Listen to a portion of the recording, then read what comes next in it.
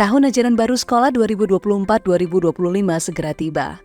Sejumlah sekolah swasta di Jakarta, mulai dari SD hingga SMA, bahkan telah merilis biaya pendidikan terbaru dengan angka fantastis.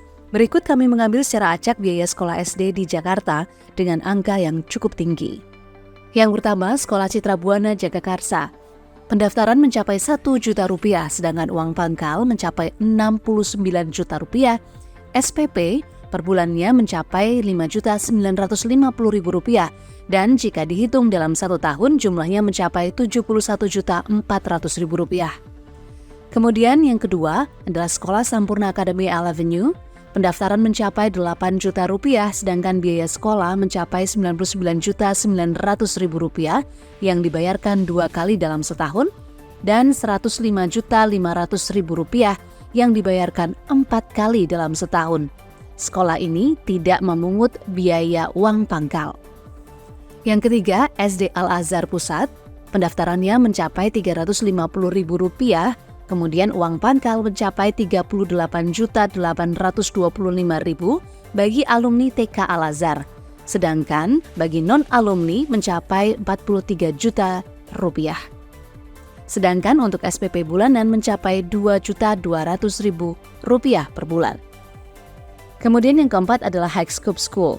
Uang pangkalnya mencapai Rp70 juta, sedangkan SPP mencapai Rp6,6 juta per bulannya.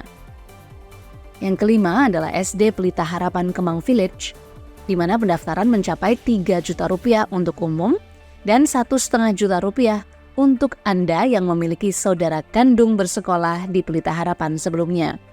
Kemudian untuk uang pangkal atau uang gedung mencapai Rp204 juta bagi 6 tahun akademik dan SPP mencapai Rp178 juta per tahun untuk kelas 1 dan 2 atau Rp189 juta per tahun untuk kelas 3 hingga 6 SD.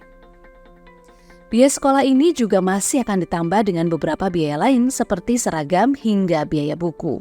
Lalu bagaimana tanggapan warga Jakarta? Mengapa mereka tetap memilih sekolah swasta? Karena kalau kebetulan di Tangerang itu untuk negeri itu nggak layak banget ya.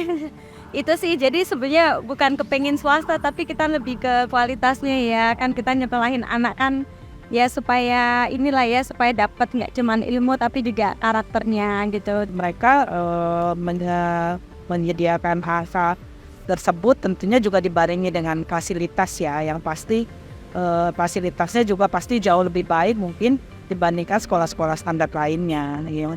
Mungkin tergantung marketnya ya, mungkin memang masih ada market yang premium gitu ya, karena mereka mungkin kan memakai guru-guru yang profesional yang dari luar negeri dan sebagainya, jadi itu bisa choice ya. Iya, jadi kebetulan memang kalau waktu anak saya waktu masuk sih ya lumayan sih Mbak, 17. Tapi itu memang karena anaknya yang memang dia pengen ambil IB, karena kalau IB itu kan IBDB itu kalau mau apply scholarship ke luar negeri mostly diterima tanpa harus ada tes yang lain. Jadi memang tujuannya dia pengen ambil scholarship ke luar negeri. Berat ya. Tapi kadang kalau saya selalu bilang kalau misalnya memang serius dan memang bisa berprestasi, oke, akan coba diusahakan. Gitu sih. Kalau tanya berat, oh ya berat. Anakmu mau kamu sekolah di mana? Rencana nanti anakku mau didaftarin ke sekolah internasional. Cuman harga uang pangkalnya sampai 70 juta. Mahal kan? Mahal juga ya.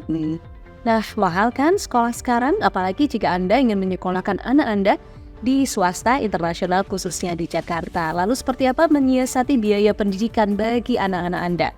Berikut tipsnya.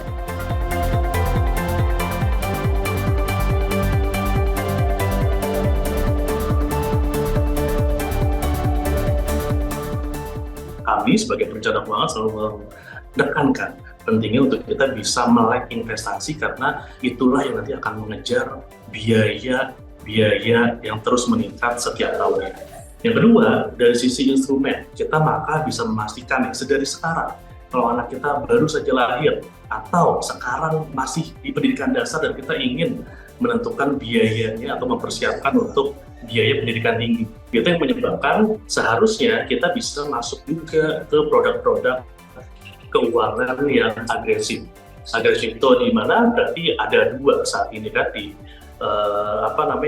industri keuangan gitu ya. Kalau kita masuk ke pasar modal, maka kita bisa masuk ke investasi di saham langsung gitu ya. Atau kalau memang kita belum punya keberanian atau kita belum punya pengetahuan ke sana, kita bisa mulai memikirkan untuk produk-produk turunannya, ya, tabungan yang sifatnya memang berjangka apabila ternyata waktu tidak terlalu panjang, tapi kalau misalnya jangka waktunya masih cukup panjang di atas 5-10 tahun, maka tidak ada pilihan, kita harus masuk ke instrumen yang agresif.